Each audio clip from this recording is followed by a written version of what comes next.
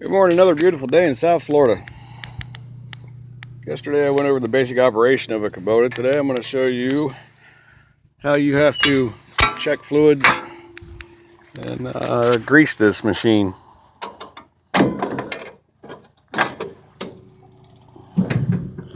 First thing you want to check is make sure these screens are nice and clean. This one's for your air conditioning, this one back here is for your radiator. You don't want it to overheat, and you definitely won't have air conditioning in Florida. This side, here's your oil dipstick. Looks pretty good.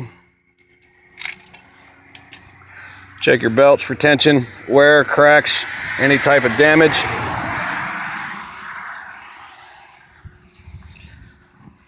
Come to the other side, and you want to check your fuel water separator here. Make sure there's no water in your fuel. So that all looks pretty good. That's basically what you do under the hood. This is a daily routine.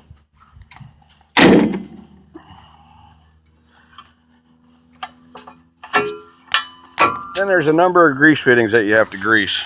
On the front end there's only two. There's one here, there's one on the other side. You come back to the back, the drive shaft of the PTOs. There's three in this one for each U-joint. There's two here for the pinion, one here for the pinion. You got one in this drive shaft. You got one on each side of these knuckles. You have three under the hood. You take this off, you lift the hood, you grease those. You got one in each knuckle, each universal joint on both sides of the machine for each batwing.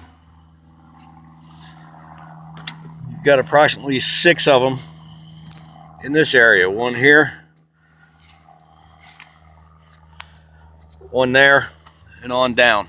Same on the other side. Come to the back of the batwing. You have a number of grease fittings back here. You've got one here. You've got one here. You've got one on each tire. One here. One here. One here. One there. One right there. Like I said, each tire.